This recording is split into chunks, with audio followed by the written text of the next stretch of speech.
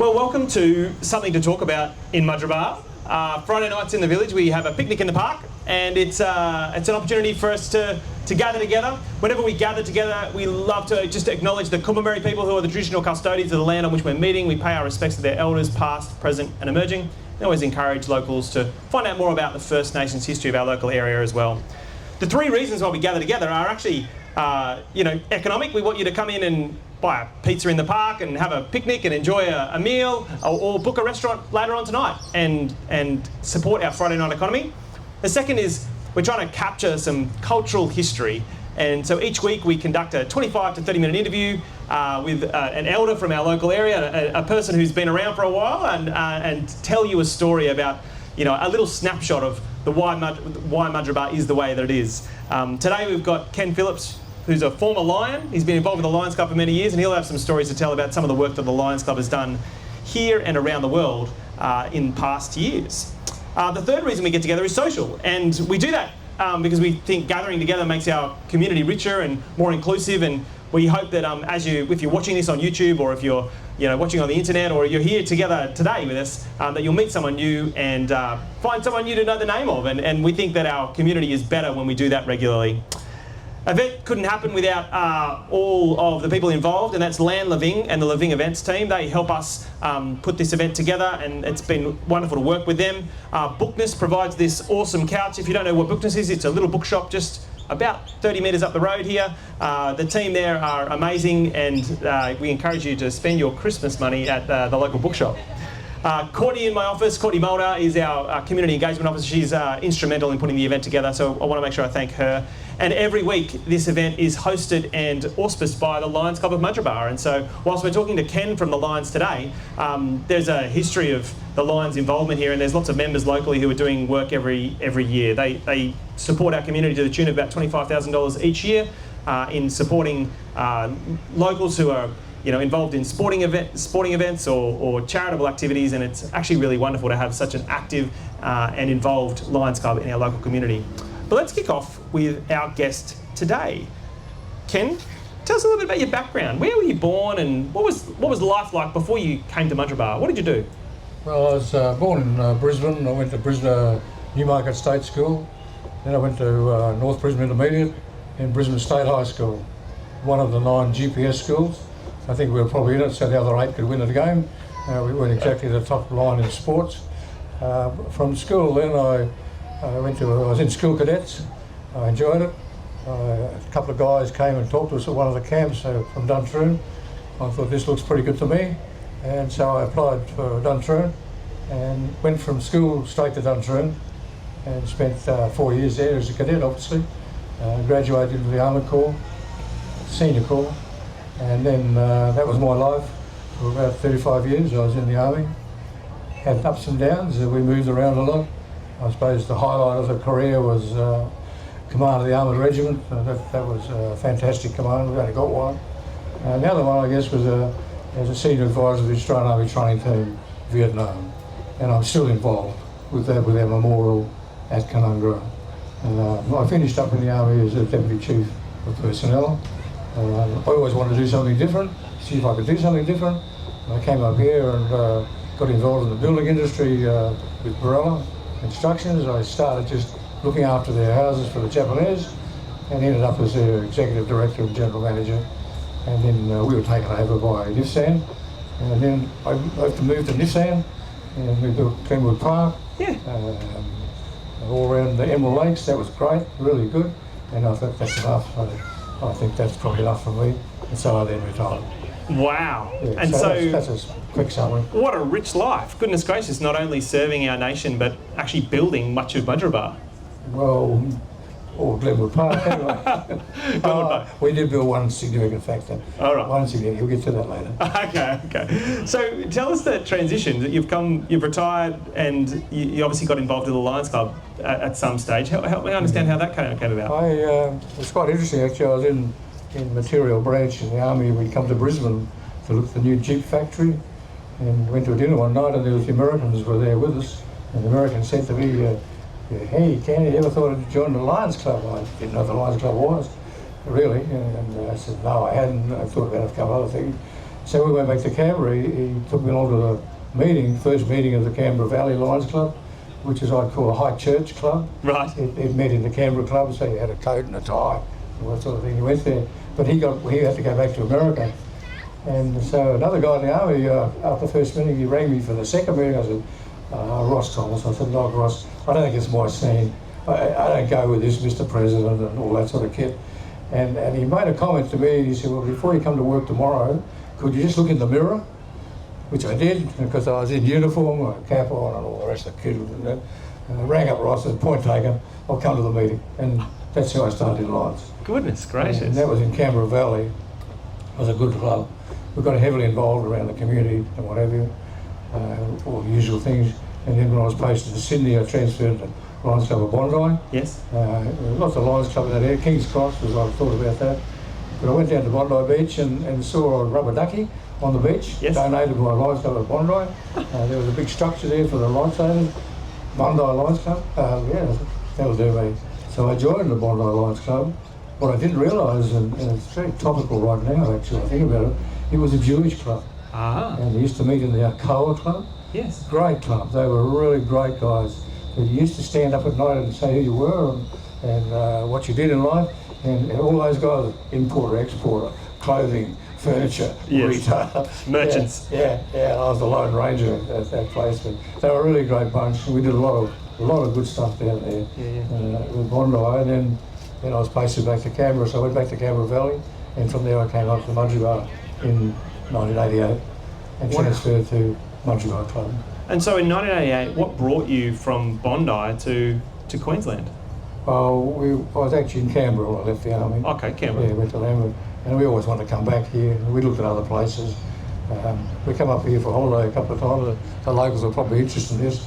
We stayed at my brother's unit up near Runaway Bay, I think, somewhere, Hollywood, somewhere there.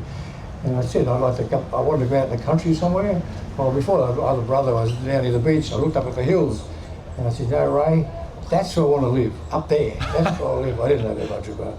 And we stayed in the unit, and the guy downstairs said, oh, this is where you get to Mudgeeraba. So off we tootled, and I didn't have no idea where it was. And we came down, the highway wasn't there then. So we actually came in through, and I said, sure, I don't think I like this very much, it's my wife. So I went home, and he said, how'd it go? I said, oh, I didn't like it very much. He said, man, it's a lovely little place. I said, tell me where you went. He said, you went to Booneroo. Oh my gosh. So anyway, we ended up here. We bought a block of land up at Duchess Court. Beautiful. Before I left the army, and we actually had to start to build it while I was in the army. Good builders, a Barella. I ended up working for them. Yes. And so we ended up here at Mudgeeraba, which is perfect, absolutely perfect, exactly what I wanted. Wow. And I also wanted somewhere where I could build a Lions Park. It was dear to my heart, build a Lions Park. I didn't care where I was, I had to build a Lions Park. That's great. Yeah. So in 1988, you moved into the area and you joined the Lions Club, obviously involved in community. You've always had a heart for community service. What was the Lions Club like in those days? Well, when I joined it, we used to meet at the Windmill restaurant. Yes. And at dinner meetings, there was a table at the top, and the tea piece came in this way. And at the top, there was the president, secretary, and treasurer, and one table. It was about 9 or 10 at that stage. Mm-hmm. And my aim was to add a table. I used to say, add a table. We've got to add a table. Yes. And so we just built up over time. But it was a great club. Yeah. I mean, it was always, Lions Club Mudgeeraba has always been a good club. Yes. I don't know, I've been away from it now for a few years. Yeah. But, a great club, and the ladies got all involved in it, and we did lots of little things around the place. You touched on Lions Park, which is down at exit 79. As I said, I always wanted to build a Lions Park, and the case was to find a place, and we went to the local council today, and he said, yeah, well, a few places you could, up on the top of the hill here. And I said, no, that's no good. And I always had my eye on this spot down here. Yes. He said, well, you can have a little piece down there, just not where it was this side of that little creek. Were the tennis courts there at that time? Yeah. I had tennis courts. The tennis courts were there. Yeah, I did a long time. And we had a little piece given to us this side of that little drain to go through. Yep. We didn't take no, so. And so that's where we built the Lions Park. And the first day we had a working party, and we got the copper logs. We had to put a fence around it first. Yes. I'll never forget the day. It was about 15 or 20 of the Lions Club at that stage. And on the first Saturday, we had 15 or 20 people come down. I said, no, I don't want that. I'd just like 6 people over about 5 Saturdays. You know. And Spread out. Yeah, one little funny, we had a little guy called McGinty, a great little fella. He was a little guy. And we hired a postal digger Yes. to put the poles in. And we started her up and I said, I can do it. He got on it, engaged it, and he went down the hill. And the digger went that way. Oh my gosh! Because it's got a safety thing on, so it cut itself out. But I'll never forget that. And then so we put the fence around it. And then the next thing was to get some people to sit and things like that. And so we then got the shed, and it came in parts. Yes. And we put a concrete slab down, and then we got all the parts. And one Saturday we built it. And I think it got about 4 o'clock, and so I said, well, that'll do for the day. I said, no, we've got to finish the job today. And so it's still there. It's great. And then the next thing, what we wanted to do, what I wanted, was to make sure it's a park for the children. Yes. That was the important part. And so we then organised to get playground equipment, because the councils weren't involved in that sort of thing at that stage. So we got some playground equipment, and then the safety issues became important. So we got the rubber, it's rough they phrase it, to make it safe for the children. And the next thing we needed was a barbecue. And that's a different story, but we got a barbecue. No. And we actually built the barbecue. Yes. And then the council of the day organised for the power to it. So it was electric barbecue. Gosh. And it was good. It was all set up. Then the next thing was to get water to it. Yeah. And John Rastel, who you know, was a plumber. And John came down to do it. I always knew helping John do it. Everyone chipping in, right? Everyone chipping in. Everybody got involved, but John was one-man band. And I went to help him. He said, no, don't help me. Otherwise I'll expect someone to help me all the time. You know?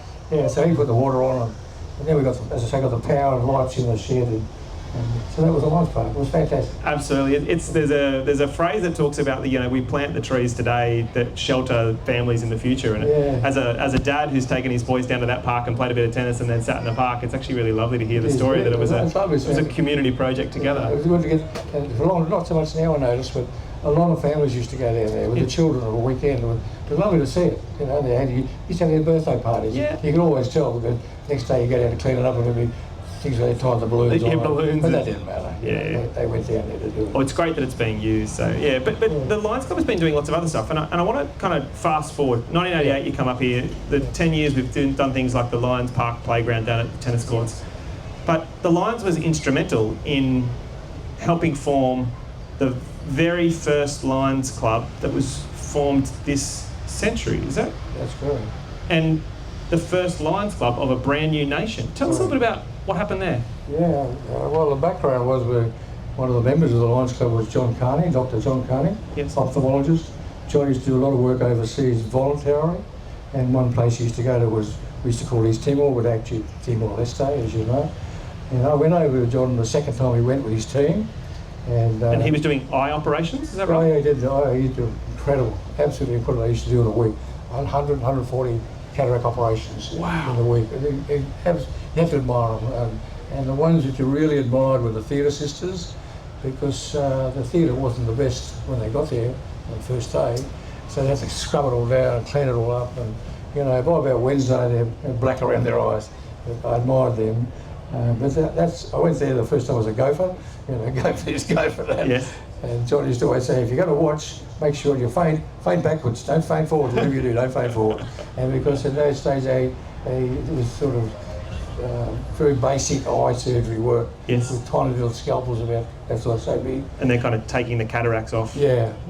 And so I looked around, and the more I looked around, and Villiers in particular, I thought, this is an ideal place for a Lions Club, because if you've got a Lions Club in a country, that allows you to apply for a grant for a Lions Club's International Foundation. Yes.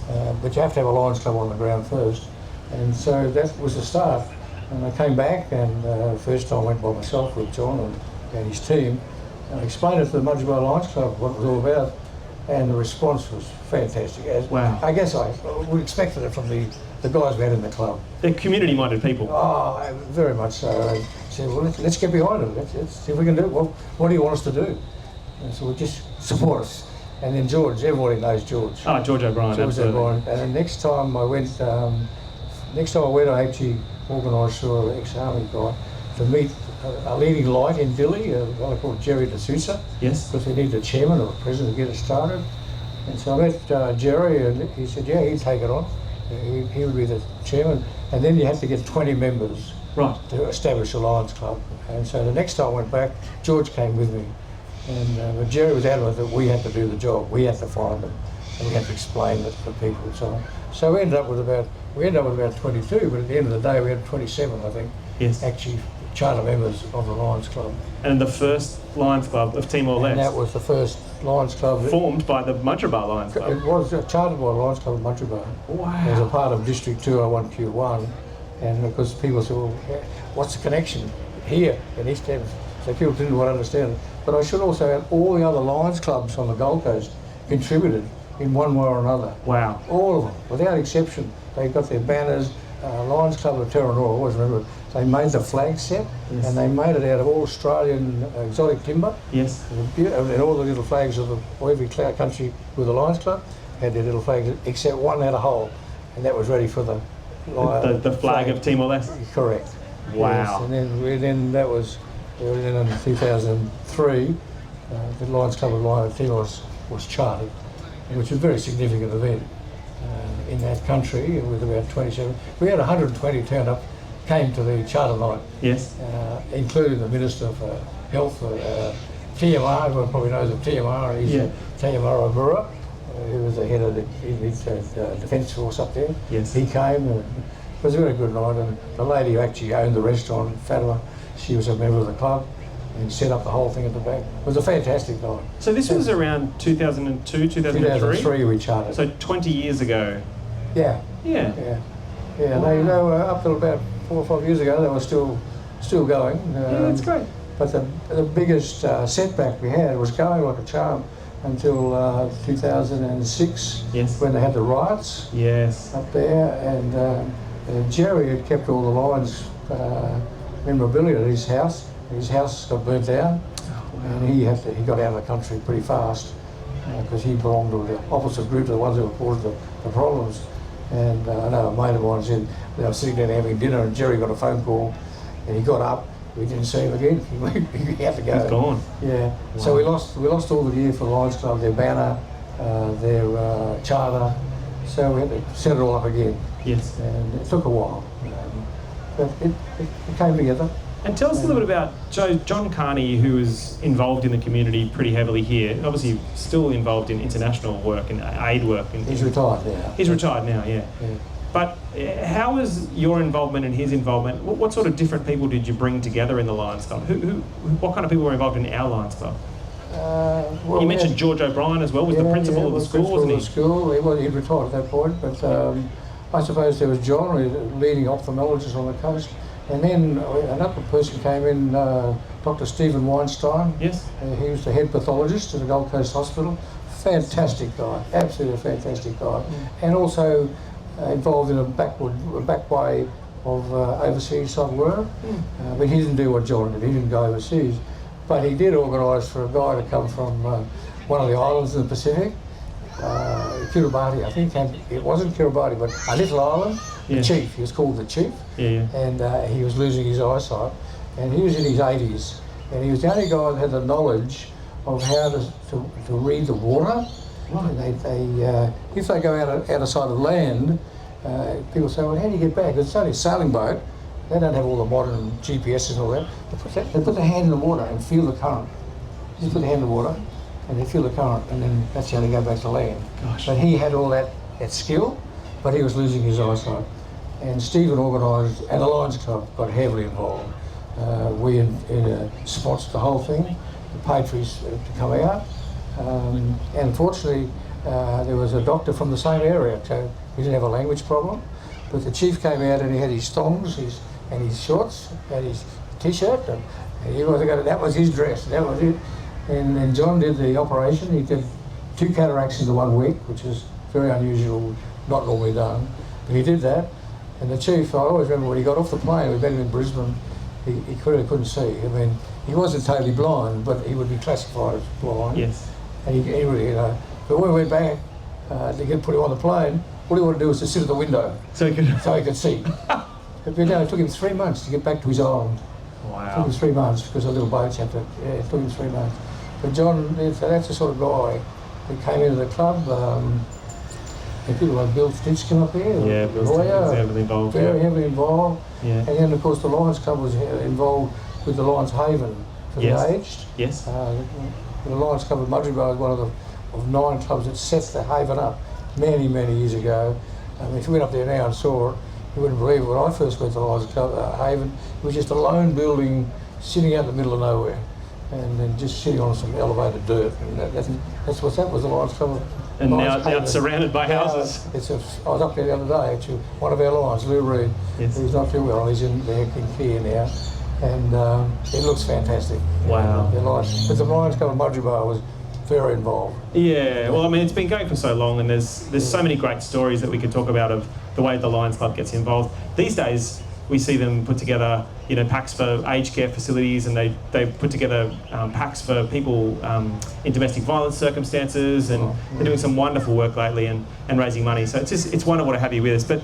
But tell us a little bit about why you think people might want to join the Lions. I just wanted to make one other point about the Lions Club. It was a pretty sad occasion. It was about 4 or 5 days before Anzac Day, and I get the exact year now, but the hall burnt down. Yes. The Memorial Hall, and the Lions Club used to maintain that hall. We had working parties to clean it, all that sort of thing. And I'll always remember that morning it burnt down. I always used to listen to the early morning news, and Paul Lynham used to broadcast the news, and it was opened up by saying, "Sad day for the people of Mudgeeraba." And the Lions Memorial Hall burnt down. So I got the car and raced down, thinking, well, the front will be burnt out, because I was involved for a while there, and the wiring was atrocious. Yes. But it was all, the whole thing was burnt out. And so the Lions took that on as a project. That night, Ken Tandy, who everyone knows, formed a meeting in his little office, and Lions came along to it, and John Carney Sr. came to it, boys engineered it, and Ken said, well, what are we going to do? And the general feeling was, well, we should build it again. Yes. And so then the question came was, how do we clean up the mess? And it would just be an Anzac Day, and that same week John Franklin was killed. It's a tragic week. It was an unbelievable week, and it turned out I was the guest speaker for Anzac Day down at the park. Yes. Which is another thing we got involved in. Well, George was the driver behind that. So it made a very good theme that if people got together in 1923 and built the park, now we've got a job. We've got to rebuild the hall. So that's what happened. And the people of Mudgeeraba really got behind it. Everybody. We had a concert down at the showground. Yes. And some entertainers that live up at the back here. Someone, I forget who they were now, but they were very well known entertainers. They provided their services free, and we had quite a good amount of money was developed, and then with the insurance. And the funny part about it, I was with Borella Constructions in those days. I went to work on the Monday, and the boss said, well, tell them we'll rebuild it. I said, wow. And then he rang up a guy in Sydney, Lang Walker Corporation. Yes. Who built Magic Mountain and all that sort of kit. And 2 days later we got a cheque for 25 grand. Goodness gracious. Walker Corporation. And if you're interested in it, if you go into the hall and look on the wall, there's a big board there that's got the name of every person and every supplier that was involved in rebuilding that hall. And you can see how many people were involved. My job was easy, I just had to make it happen. We just sort of coordinated. It was really a community project. When we decided, we had the meetings, and again, pushed by the Lions Club, I have to tell you that. Without the Lions Club, I don't think it would have happened. Wow. It would have become just another office block, I reckon, that would be my view. But the instruction to the architect was externally reflect the past, internally modernise. And so that's what we did. Everybody thinks it's a wooden building, but it's not. It's actually concrete blocks, and it's got a veneer of the weatherboards to make it look like it was originally. Wow. But that was a fantastic challenge, and incredible the people that came on board. They were building the highway, and the guy had a big machine that pulled out the trees, had a big claw on the end of it, and he had to take his machine back to Brisbane. He called and he said, I'll give you a hand, I'll bring my machine around. And he said, but to do that we got a chainsaw and cut right around the back of the front, so we kept the front. So it was a reference point to fundraise, and he usually made a thermometer at the front, how well done, and so on. And so that's what we did. And then Borella said, well, we'll do it. And my contribution is a supervisor and you, and we'll put all 3 hours. And I might add, Borella didn't make a cent out of that job. Right. And that was the nature of the guy, and what Borella was about. And that was a highlight here, I think. When you hear stories like that about how the community rallies together after a really difficult time with the hall burning down and Councillor Franklin passing away, and all in 1 week. You know, or just a rough week. But the way the community rally, you start to understand why our community is so rich. Fantastic. And works together. Unbelievable community. Yeah, honestly. Unbelievable. So let's say there's people here today who maybe they're interested in joining the Lions. What sort of advice would you have for them, and what, you know, how do they go about? Join. Get into it. Yeah, join. I mean, join. There'll be, I'm sure there's a sign, there'll be a sign somewhere, how to join the Lions. Or modern day terminology is Google it, yeah. Find the Lions Club of Mudgeeraba or Lions Club, and you get the contact of the secretary, and it's another line that brings you along, and you meet twice a month. It's not like Rotary, which is more business oriented. Yes. It's not like that at all. It's open now, men and women. It wasn't for many, many years. And so, you know, you just make contact with the Lions Club, and I can tell you that they'd welcome anybody. And the aim is to get try to get younger people into the Lions Club. And you can, as you can probably gather, you get a lot of pleasure in being in a club like Lions. Apart from a camaraderie within the club, you get to know everybody else that's around, and you get involved. You mentioned Colin before. I'd say one of the things I always remember, one of the nicest things that I ever involved in the public housing talk about, I suppose, was the special school. Yes. The Lions Club actually bought a mobile wheelchair for them, and a couple of other things that they needed. I don't know the technical term for it, but it helped them look after them when they had a problem. And I shall always remember, never forget, I went to a concert of a special school. If you want a night out and understand what it's like, attend a concert by a special school and the students. It is fantastic. Believe me, you'll come away wondering, what can you do? What can you do for them? I'll never forget it. On the stage, I always had one little girl. There were two things. One little girl who was in a wheelchair, but she became part of it because on the side of the wheelchair they cut out and made like an engine, a train engine. So she played her part in the wheelchair, and it came around like a little train engine. And another little fella, and he kept having a shot at Colin, the principal. Colin, I won't judge it. Colin, want to hear a joke? You have to be present to understand what it was like. If you ever get a chance, go to one of their concerts. It is an unbelievable thing what these children can do. You see them around and think, but it's staggering. And not long after I went to that concert, I was up at Bunnings, and as you know, this school, special school, take the children to the shopping centres. Yes. I was up at Bunnings, and this little girl came in, and this little guy came in, I know you. So, yeah. Well, Ken, what a pleasure it's been to talk to you. For a man who's served our nation for many years, and then served our community, and then helped build our community, and now helping give back, sharing from our community into other places. It's been wonderful to have a chat with you and get like a snapshot of that. I can't thank you enough for chatting with us today. My pleasure. It's a real pleasure to have you as part of our community, and it's in the DNA. My father was the same. He was on a school committee. He built tennis courts at the Newmarket State School. He moved the old building down and made a hall out of it. My other brother built a 2-metre high plinth on Ashgrove for Anzac Day, and then got involved and built the Ashgrove RSL. Goodness gracious. You can't hold it. Well, we can't thank you enough. It's an absolute pleasure to have it. Thanks for being a part of something to talk about today. Pleasure, absolute pleasure. Thank you for listening.